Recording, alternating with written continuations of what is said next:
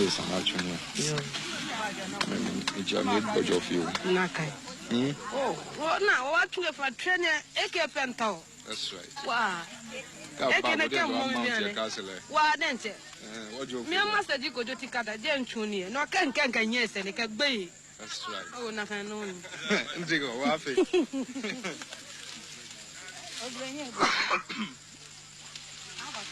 Yeah, you all get revolution, you all get production, you all get justice. What do we mean? You know, Sioux Cemetery. Bet you'll agree with me, I get it's a reflection of the national situation. The living is looking a lot more presentable than the living place of the living.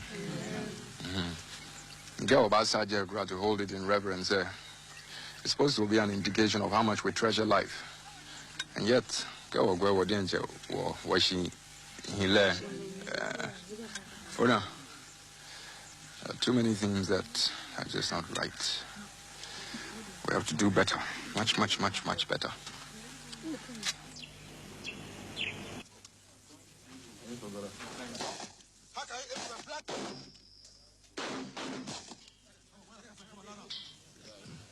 The June 4th affair in 1979 was considered a threat by a good number of exploitative governments on the West Coast.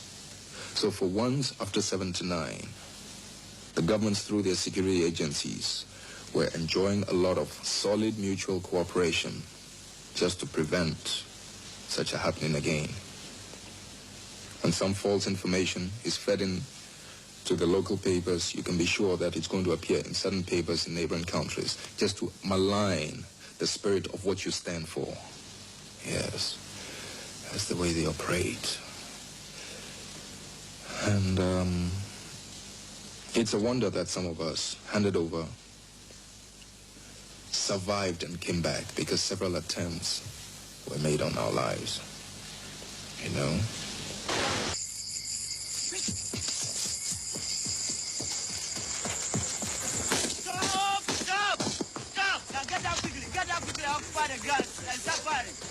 Okay, stop.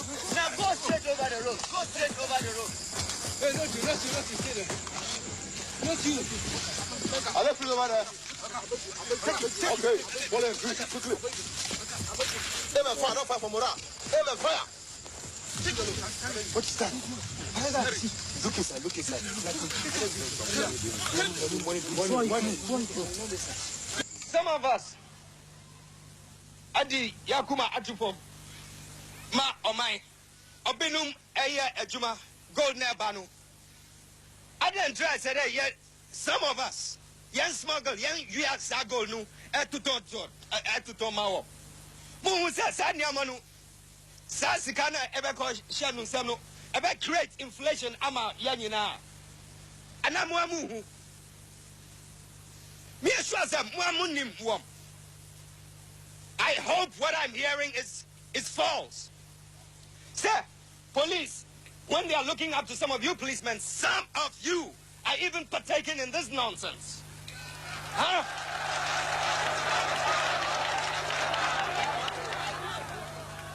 Mimba hobium. Now, and send up. Tre.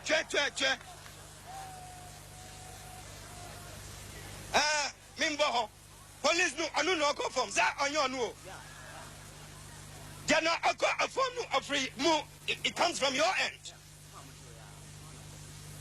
Well, it applies to each and every one of us here. All right. I'm sure you enjoyed that snippet of that documentary, and we've been joined in the studio by the filmmaker who actually put this documentary together. His name is Thierry Secretan, and he's here with us in the studio for a very brief conversation. So welcome, Thierry. Thank you. And how are you? You're not new to Ghana. Ghana happens to be more or less your second home. It's a love story which started in 1979. Wow. I was sent by a French magazine to cover the AFRC revolution, and things went on, and I eventually came back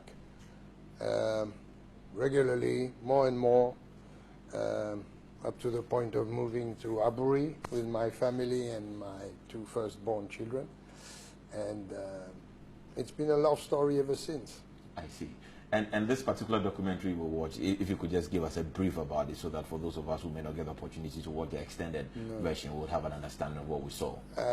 Well, of course, Jerry Rawlings returned in 91, 31st of December, and by the end of 82, by the end of 82, I was able to start doing a documentary film because I thought he was someone of importance.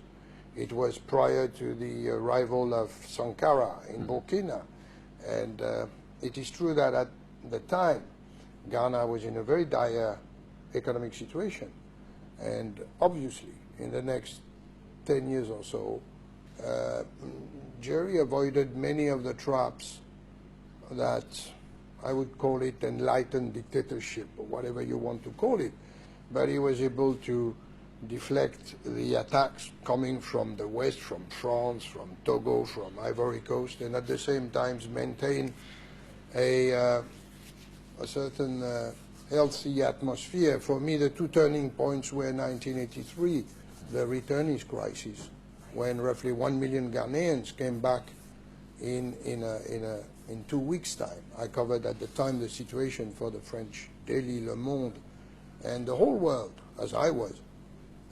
We all were impressed by the efficiency with which Ghana as a whole managed that crisis, avoiding the scourge of the refugee camps.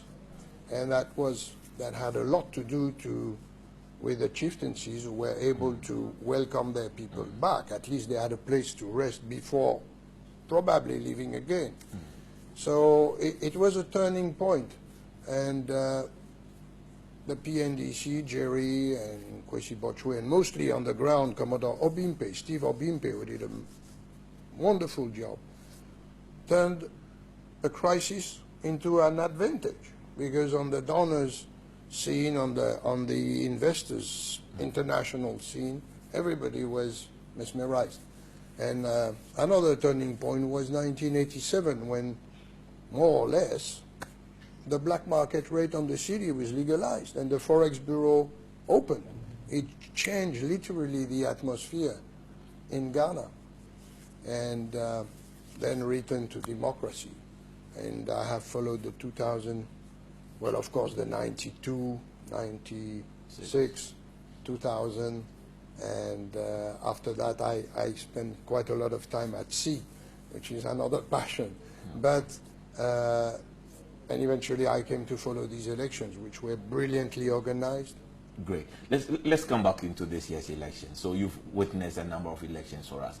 And from where you stand as a filmmaker, when you are behind your lenses, trying to document all that has gone on in Ghana in terms of our rise into democracy and all that, what were your impressions, especially of this year's election? Because we know a lot of people had interest in this election, but from where you stand as a filmmaker, how do you assess all that was done in 2016? Well, I focused my attention, as I decided to follow these elections on the photographic side of news, and I followed briefly Samia Yaban Nkrumah, daughter of the late Kwame Nkrumah, and Zaneto Rawlings, because, you know, the media in Europe needs a sort of red dot to follow, and I thought that the daughters of Kwame Nkrumah and Jerry Rawlings were certainly interesting, also because, of course, they are women, and it appears that Ghana is very at the forefront of gender equality. And I was very impressed, I must say, by the natural leadership or authority, charisma that Zaneto displayed during the campaign. She's obviously, of course, coming from a family. She has a sort of natural authority, charisma. Being a doctor, I think, is an important aspect.